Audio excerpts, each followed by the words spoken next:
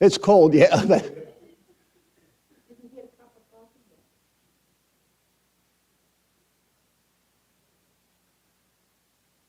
All right, there we go.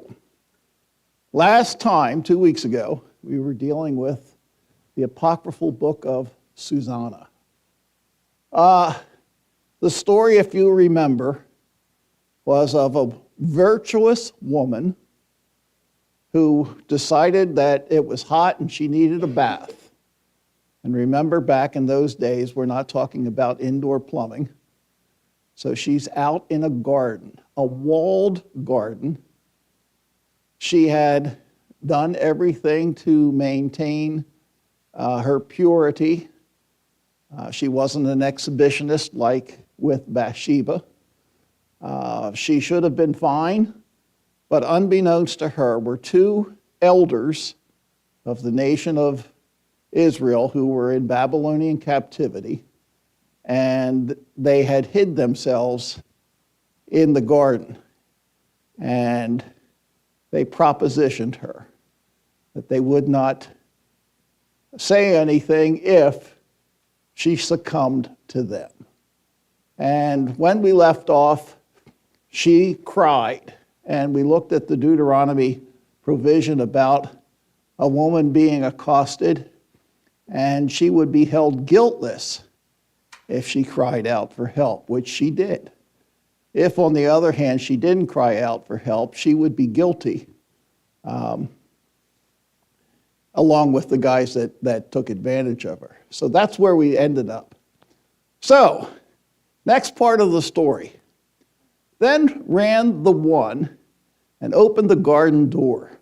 So when the servants of the house heard the cry in the garden, they rushed in at the private door to see what was done unto her. But when the elders had declared their matter, the servants were greatly ashamed. For there was never such a report made of Susanna. This is totally contrary to her character. This knocks our socks off, that she would do such a thing.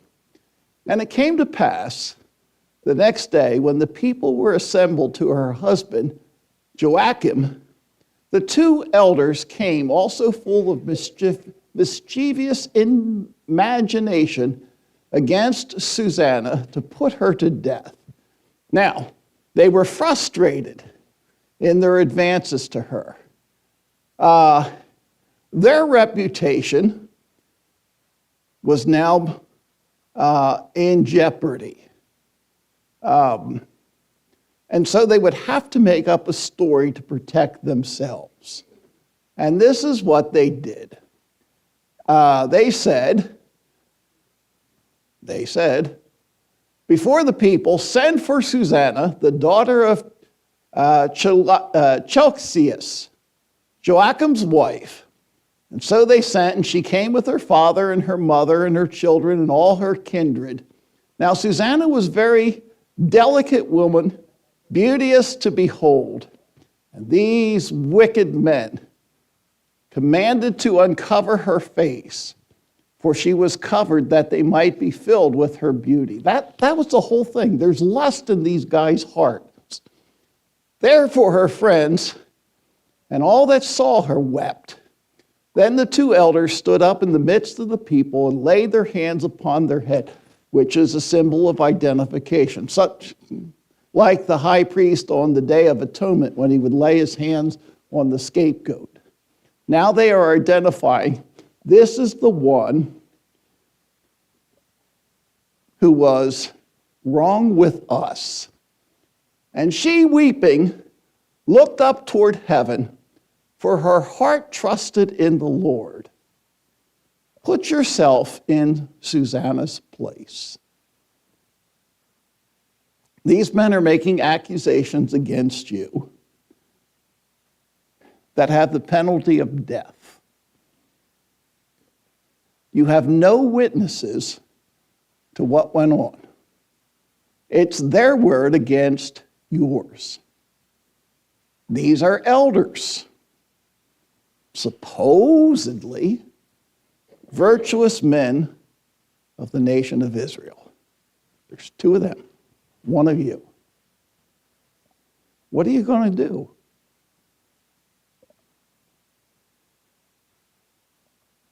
She looked up toward heaven, trusting in God. Should she have done something else?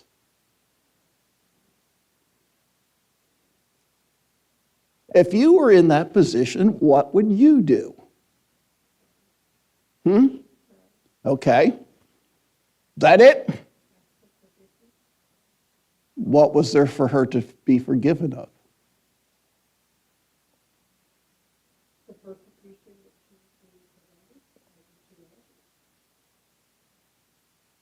Well, that wouldn't be forgiveness. Deliverance, yes. Forgiveness, no. Because she hadn't done anything wrong that she needed forgiveness for. No, she didn't. She knew that she was innocent. They said to her, you will have relations with us or else. We're going to ruin your character. She said, nope, ain't going to do it.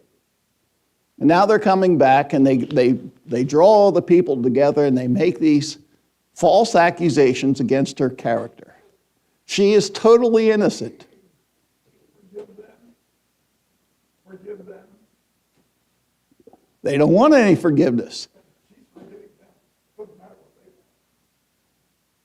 Will that stop what they're doing? Okay. True. But would that clear her name?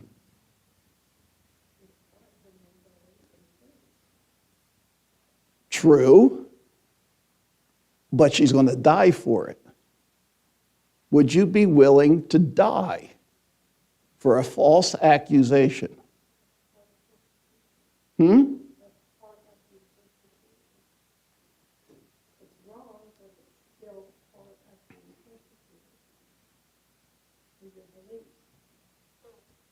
It's not a matter of belief, though. It's a matter of testimony, a matter of character. And consequently, her name will ever be remembered as one who sinned. With God also? Not with God, but with people.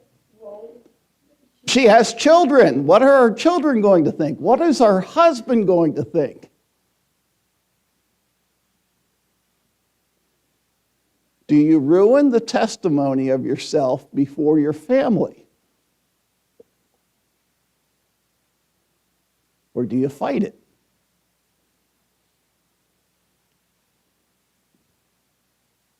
Or do you just say, Lord, I trust you, do whatever? Well, there's two of them.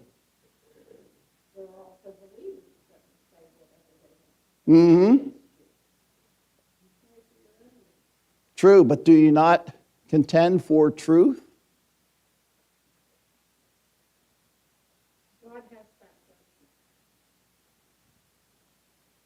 So if anyone makes a false accusation against you, you're just going to say, well, I know it's not true, and you'll say nothing. I'll pray about it. And if I know that. Let me change the scenario. I'm suing you for a wrong that you did to me for, let's make it fun, $50,000. Now, you can take it out of petty cash. Are you just going to say, oh, well, I'm not going to defend what I did. I'll just pay him the $50,000. Would you do that? Well, I would not take that out of petty cash. Well, yeah. Take it out of the change purse, right? Uh-huh. Would you allow someone to sue you for a large amount of money for something that doesn't matter? Okay? Hmm?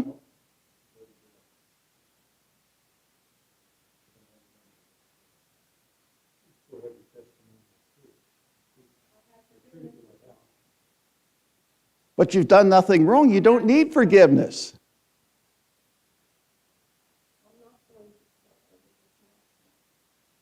So $50,000 is small stuff? I don't have it and I wouldn't have done it. So you'll go to jail? Is that small stuff? John? Peter went to jail. We're going to sue you. We're going to work.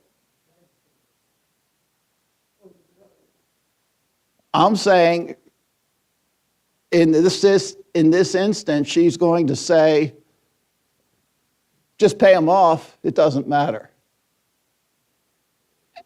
What I'm going to work around to is this. How many court cases have been settled out of court because the person said, well, even though I'm innocent, it's easier just to pay them off than go through all the rigmarole in defending my testimony. Yeah. So what do? Is just trusting God sufficient? Or does it require some activity on your part? John?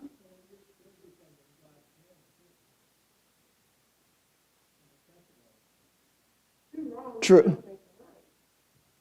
Well, what's wrong? What's the second wrong?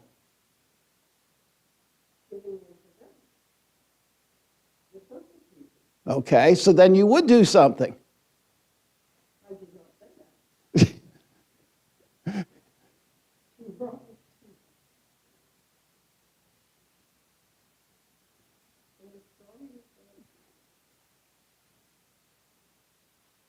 If your character is being attacked, is it just a matter of prayer, or is it a matter of whatever you can do in addition to prayer?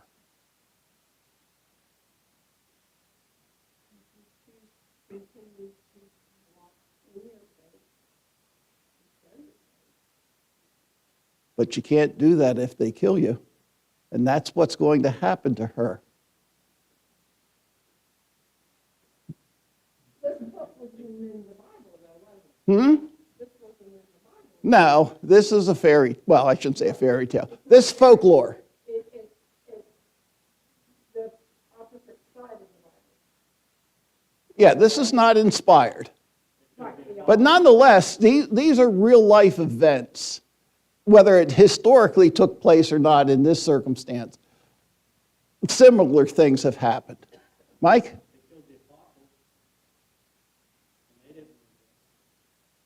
But was it a matter of what they did or what they believed? This is a matter of what she has done. Not a matter of her faith in God, but a matter of an accusation of immorality.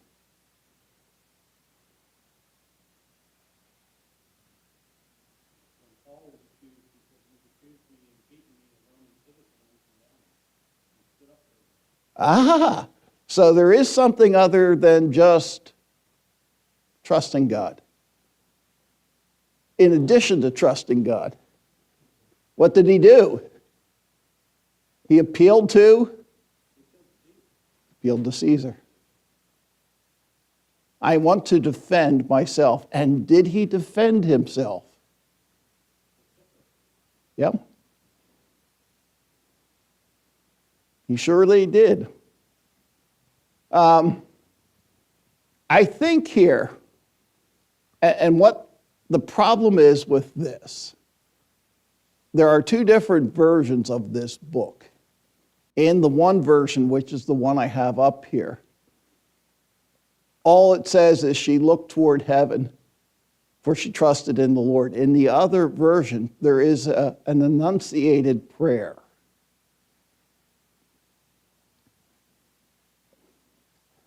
But nonetheless, that's as far as she goes. Well, let's move on. And the elder said, As we walked in the garden alone, this woman came in with 2 maids and shut the garden doors and sent the maids away. That part of their testimony is true. Then a young man who was there hid, came unto her and lay with her. False, no such thing. Then we that stood in a corner of the garden, seeing this wickedness, ran unto them, and when we saw them together, the man we could not hold, for he was stronger than we, and opened the door and leaped out. But having taken this woman, we asked who the young man was, but she would not tell us. These things do we testify. Have any problems with that? What's your problem with their testimony? Well, specifically, now you're hearing this for the first time. You weren't there. You don't know the rest of the story. So you're hearing this. This is the testimony of 2 men. Why didn't they stop him before he got a chance to convince them? Good thought. There's one thing.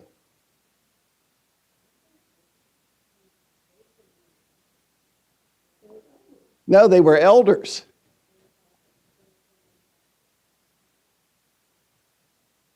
But there's a problem. 2 of them, but there wasn't another person there. Right, but they're saying, now you don't know that there wasn't another person there. All you're hearing is this testimony. You're the judge in this. Okay? Here's the testimony. We saw this guy. We tried to capture him, but he got away. Huh? Well, they're saying they asked who the young man was, but she would not tell us.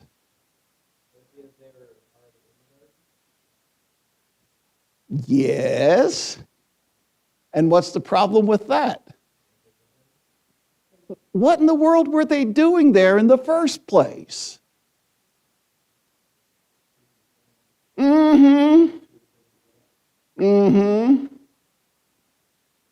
Now there's 2 of them and only 1 guy, and we couldn't hold him for he was stronger than the 2 of us? Come on now. And then it says, he opened the door and leaped out. Well, if you opened the door, I'd think you would run out. Does this remind you somewhat of a similar story in the Gospel of John? The woman was taken in the very act. Who wasn't taken? Man got away. Only I do believe that the story in John's Gospel was accurate. However, this one isn't. So how are you going to tell whether these guys are telling the truth or not?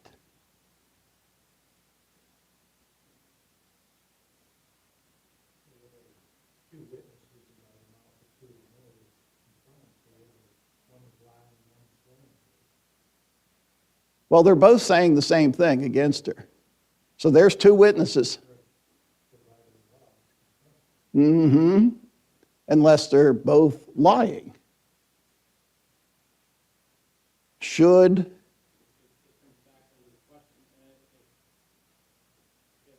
whoever's judging here is judging honorably, they're going to ask the same question. What are you doing? And then the story starts. Exactly. Don't you need to do something to test the veracity of the story? 1 witness shall not rise up against a man for any iniquity or for any sin. In any sin that he sinneth, at the mouth of 2 witnesses or at the mouth of 3 witnesses shall the matter be established. We have 2 witnesses. However, therefore, when she was led to be put to death, the Lord raised up the Holy Spirit of a young youth whose name was Daniel. And that's, remember, this is an addition to the book of Daniel. Some place it at the end, some place it as an introduction. This version would place it as an introduction. Who cried with a loud voice, I am clear from the blood of this woman.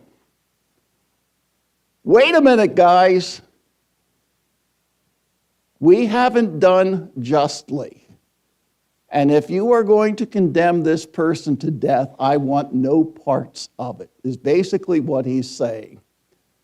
Then all the people turned them toward him and said, what mean these words that thou hast spoken? And they shall answer and say, our hands have not shed this blood, neither have our eyes seen it. He's going back to Deuteronomy. And he's saying, here's a situation back in the land where an injustice was done. They were going to wrongly convict, and the people said, no, we're not going along with this verdict. And that's what Daniel's doing.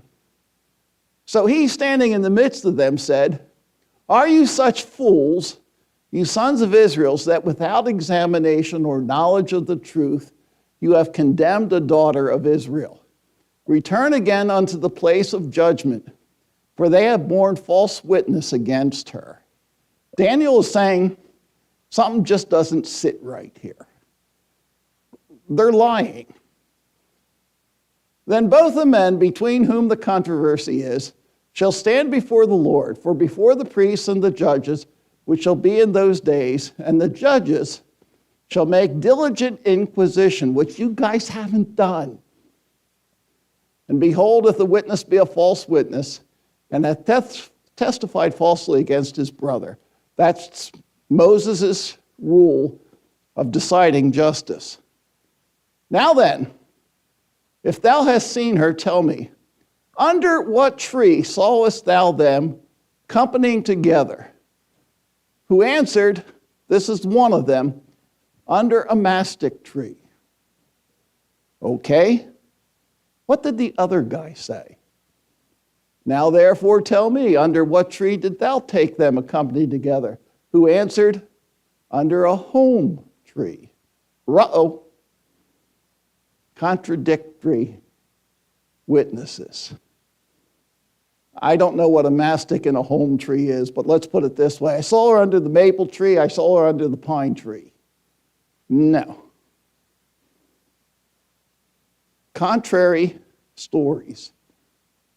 You guys didn't get your story, the facts of your story all lined up, which indicates you were lying about this. Therefore, Chelcias and his wife praised God for their daughter Susanna, with Joachim her husband and all the kindred, because there was no dishonesty found in her. From that day forth was Daniel had in great reputation in the sight of the people. Now that's the introduction in this apocryphal version to the book of Daniel. It's setting Daniel up as the book of Daniel will be an interpreter of dreams and a wise person, and this is just showing how wise he was. I don't think the story ever happened.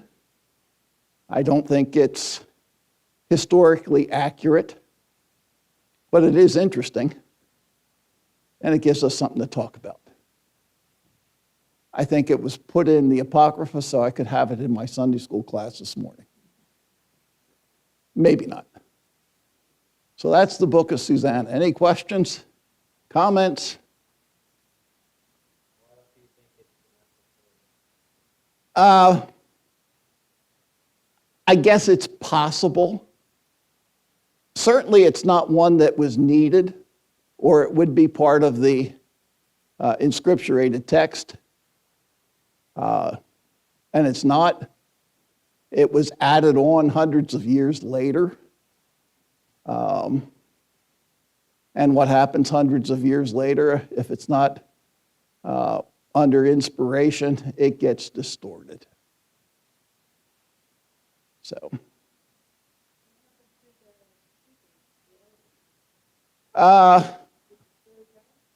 No, it does not. But Mosaic law would say they would be taken out and stoned to death. Their whole plan backfired. Which tells us something about being truthful in our witness. All right.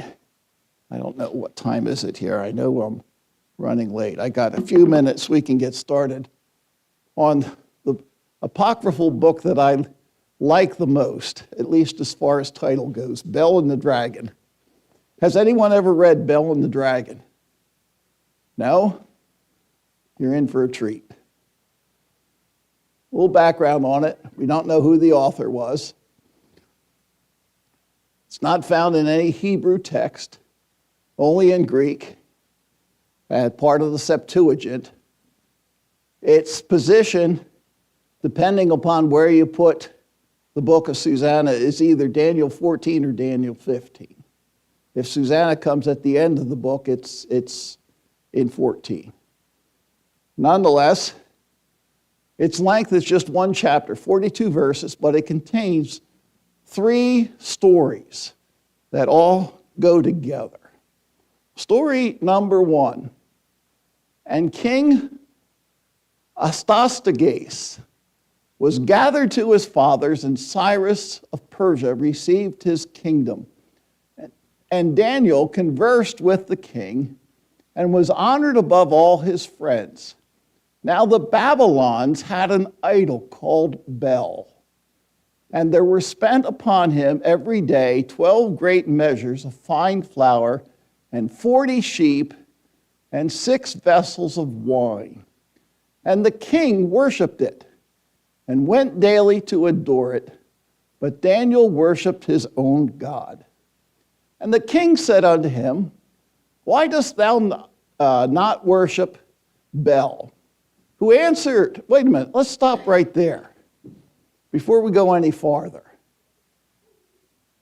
In the book of Daniel, is there any similar situation? Okay. Give me a little background on Nebuchadnezzar and the great image.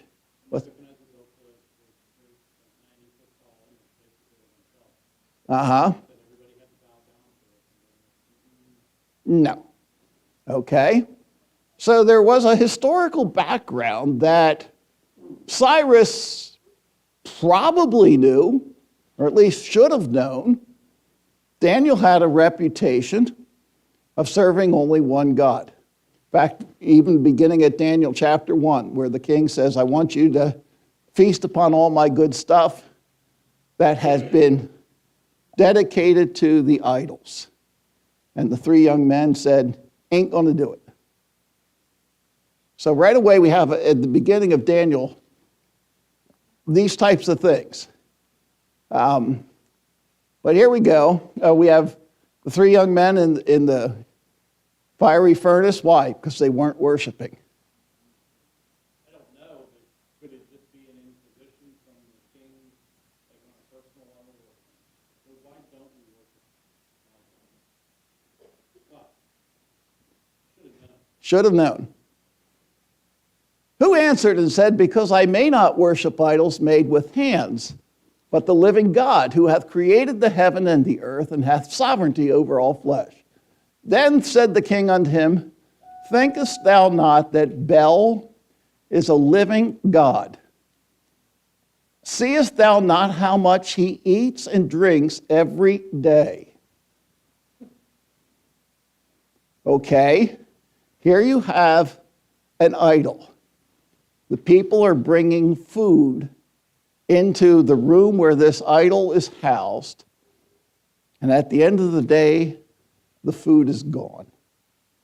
How do you explain that? Basically, is what Cyrus is saying. Here's an idol, he's eating. How do you explain that? How do you prove him wrong?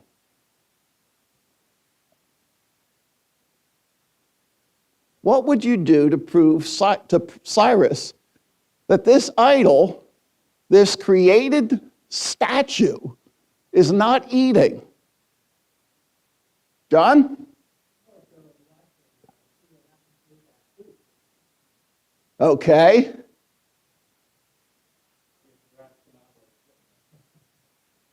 You're that close. You're even closer. This is what they did. Then Daniel smiled and said, O king, be not deceived, for this is but clay within and brass without, and did never eat or drink anything. So the king was wroth or angry and called for his priests and said unto them, if you tell me not who this is that devoureth these expenses, you shall die. But if you can certify me that Bel devours them, then Daniel shall die. For he has spoken blasphemy against Bel. Here we have another life or death situation. Daniel was pretty good at them. And Daniel said unto the king, let it be according to thy word. I'm up to the test. Now the priests of Bel were 70 of them, besides their wives and children. And the king went with Daniel into the temple of Bel. So Bel's priest said, lo, we go out. But thou, O king, set on the meat, and make ready the wine, and shut the door fast, and seal it with thine own signet, so no one can get in.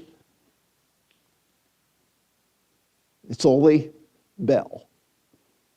And tomorrow, when thou comest in, thou findest not that Bel hath eaten up all, we will suffer death, or else Daniel that speaks falsely against us. And they little regarded it, for under the table they had made a private entrance, whereby they entered in continually and consumed those things. So when they were gone forth, the king set meats before Bel. Now Daniel had commanded his servants to bring ashes, and they strewed them throughout the temple in the presence of the king alone. Then went they out, shut the door, and sealed it with the king's signet, and departed. Now in the night came the priests with their wives and children, as they were wont to do, and did eat and drink up all. In the morning, betime the king arose, and Daniel with him. And the king said, Daniel, are the seals whole? And he said, yep. O king, they be whole. And as soon as he had opened the door, the king looked upon the table and cried with a loud voice, great art thou, O Bel, and with thee is no deceit at all.